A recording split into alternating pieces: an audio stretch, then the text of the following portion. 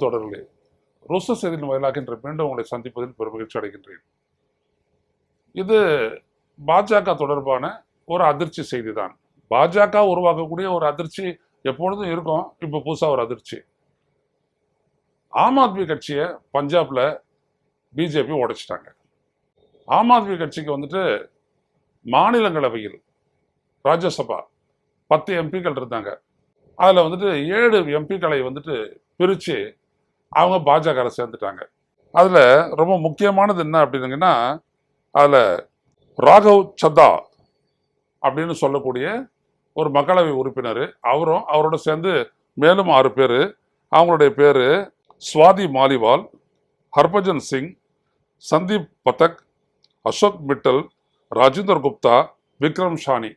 இவங்க 6 பேர், அவர் ஒருத்தர் 7 பேர் சேர்ந்து பண்ணிட்டாங்க. அதுக்கு அவர் என்ன சொல்றாரு அப்படின்னம்னா, கொள்கை பாதையிலிருந்து ஆம் ஆத்மி கட்சி விலகி விட்டது. நான் என் ரத்தத்தையும் வேர்வையையும் சிந்தி 15 ஆண்டு காலமாக வளர்த்த அந்த ஆம் ஆத்மி கட்சி, ஆனா அந்த கட்சியினுடைய தலைமை இப்ப தனி மனிதர்களுடைய தேவைக்காக அவர்கள் தங்களை வளர்த்து கொண்ட சுயநலத்துடன் செயல்பட்டு கொண்டிருக்கிறார்கள்.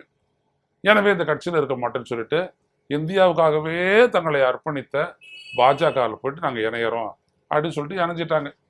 ஸோ நல்ல ஒரு பெனிஃபிட்டு. அது ஏன் ராஜ்யசபா கட்சியை உடைக்கிறாங்க?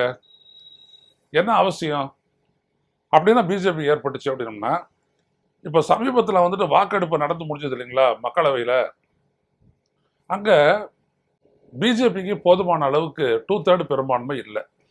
298 பேர் தான் வாக்களிச்சாங்க. 352 பேர் தேவைப்பட்டாங்க. அந்த அளவுக்கு இல்லை. ஸோ தோத்து போச்சு. ஒருவேளை அது ஜெயிச்சிருந்ததுன்னா கூட, ஜெயிச்சு அது மாநிலங்களுக்கு வந்திருந்ததுன்னா அங்கேயும் தோத்துருக்கும். என்ன காரணம்னா, அங்கேயும் பாஜகவுக்கு 2/3 எம்பிக்கள் இல்லை.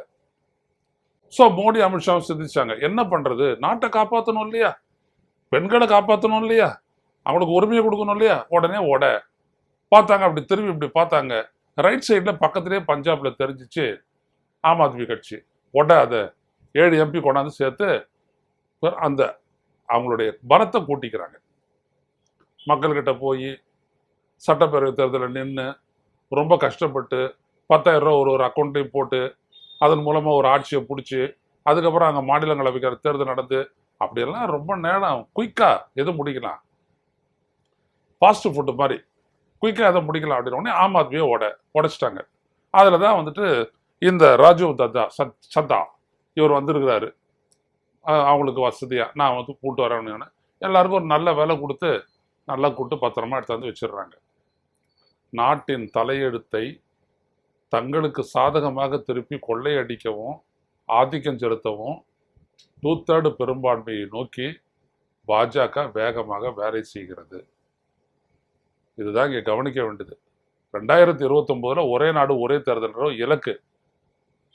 அதுக்கு முன்னாடி சட்டம் இயற்றக்கூடிய இதுக்கே ஒரு சட்டம் போடணும்ல, 2/3க்கு, அதாவது ஒரே நாடு ஒரே தேர்தலுக்கு, அதுக்கே வேணும் இல்லையா. அதற்கான பல்வேறுபட்ட வேலைகள்லாம் அவங்க முடுக்கி விட்டுருப்பது இதிலிருந்து தெரிகிறது. அதுக்கு தான் ஆம் ஆத்மியை உடைச்சி 7 பேரை தானே கொண்டாந்தாங்க. இன்னும் யார் யாரை உடைப்பாங்க, யார் யாரை பண்ணுவாங்க அப்படின்னு தெரியாது, விழுங்கிடுவாங்க, அவ்வளோதான், முடிச்சு போச்சு. நான் அடிக்கடி சொல்லுவேன், அமித்ஷா எப்போதுமே ஒரு 2 லிட்டர் பாட்டில் தண்ணி கொண்டு வருவார். எந்த மாநிலத்துக்கு போகிறாரோ அங்கே ஏதாவது கட்சி இருந்ததுன்னா உடச்சி தூக்கி வாயில போட்டு மூழ்கிடுவார். கபலீகர கட்சி அப்படின்லாம் சொல்லுவேன். தண்ணி குடிச்சிடுவார். அந்த மாதிரி இன்றைக்கி ஆம் ஆத்மி கட்சி போயிடுச்சு. அப்படியே பிரின்சிபலை விட்டு தள்ளி போயிட்டாங்க, கொள்கையை விட்டு விலகி போயிட்டாங்க. இப்படியெல்லாம் சொல்லிட்டு இவன் யாரும் கேட்க போகிறதில்ல, என்ன கொள்கை சார், எங்கே விலகுனாங்க அப்படின்ட்டு. ஆம் ஆத்மி மேலே நீங்கள் ஒரு கேஸ் போட்டீங்க, மதுபான கொள்கை வகுப்பில் ஊழல், 1000 கோடிக்கு மேல் ஊழல். நீங்கள் 10 பைசா நிரூபிக்க முடியல. என்னது அது பிரின்சிபல் விட்டு வெளில போச்சு. தூக்கி சிசோதியாவை உள்ள வச்சிங்க, அரவிந்த் கெஜ்ரிவாலையும் உள்ள வச்சிங்க, ஒரு எம்பியும் தூக்கி உள்ள வச்சுங்க. இடி தான் உள்ள வச்சுது, சிபிஐ தான் வழக்கு போட்டுச்சு. ஒரு சின்ன ஆதாரம் கூட இல்லையேன்னு சொல்லிட்டு கேஸையே தள்ளுபடி பண்ணல டெல்லி சிபிஐ கோர்ட்டு. அப்புறம் எங்க இவங்க பிரின்சிபலை விட்டு அப்படியே விலகி சென்றார்கள் அப்படின்னு சொல்லிட்டு இவர் சொல்றாரு. எல்லாம் ஃப்ராடுங்க, எந்த கட்சியா இருந்தாலும். இப்போ கூட அரவிந்த் கெஜ்ரிவாலுக்கு இன்னொரு கோவம் என்னன்னா, மோடிக்கு அரவிந்த் கெஜ்ரிவால் நீங்க வந்துட்டு பிரச்சாரம் பண்ணிட்டு போனார் தமிழ்நாட்டில் திமுக கூட்டணிக்கு ஆதரவா எல்லாருமே வந்தாங்க. சிவகுமார் வந்தாரு, மல்லிகார்ஜுன் கார்கே வந்தாரு, இவர் வந்தாரு, எல்லாருமே வந்தாங்க. அவங்களும் கூட்டம் வந்தாங்க. சந்திரபாபு நாயுடு வந்து பெரிய அளவுக்கு புழுவினாரு. எங்க மாநிலத்தில் இருக்க மாதிரி ஒரு நல்ல ஏர்போர்ட் உங்க மாநிலத்தில் இருக்கான்னு. ஏர்போர்ட்டு அவர் மாநிலத்தில் இருக்க மாதிரி சிறந்த ஏர்போர்ட்டு தமிழ்நாட்டில் இல்லையா? அதுக்கு அவர் ஸ்டாலினை குறை சொல்றாரு. ஒரு சீஃப் மினிஸ்டர், அவரு விஜயை விட பயங்கர அறிவாளியா இருப்பார் போல. அவரு விமான நிலையம் யாரா கட்டுறது? நாயுடுகாரு.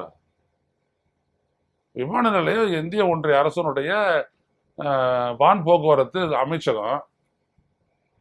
ஸ்டாலின் கிட்ட கேட்டா என்ன செய்வார்? ஸ்டாலின் நிலத்தை வேணா எடுத்து தருவாரு. விமான நிலையம் பெருசாக்கணும், விரிவாக்கணும், சொபஸ்டிகேட்டடா மாத்தணும்னா அது அவங்க தானே பண்ணோம். இந்த அடிப்படை அறிவு இல்லாத ஸ்டாலினை பத்தி அதாவது பேசணும்னு வந்துருக்காரு, உடனே பேசிவிட்டாரு. அது சந்திரபாபு நாயுடுக்கு அந்த உருட்டெல்லாம் பயங்கரம். கண்ணு கண்டுலாம் நல்லா உருளும். நல்லா உருட்டிட்டு போயிட்டாரு இவர். ஒரு நேரத்தில் இவிஎம்னாலதான் பிஜேபி ஜெயிக்குதுன்னு சொன்னவர் இவர் தான். இன்னைக்கு இவிஎம் வச்சுக்கிட்டு 12% ஓட்டு கூடுதலாக வாங்கி ஆட்சியை பிடிச்சவர் இவர் தான். அவருக்கு வசதியாக வந்ததுன்னா எதை வேணாலும் அவர் ஏற்றுக்கிடுவார். அவ்வளவு நல்ல மனிதர் அவர். ஆனால் இவங்கெல்லாம் யாரு? மக்களுக்காக நிற்கிறவங்க.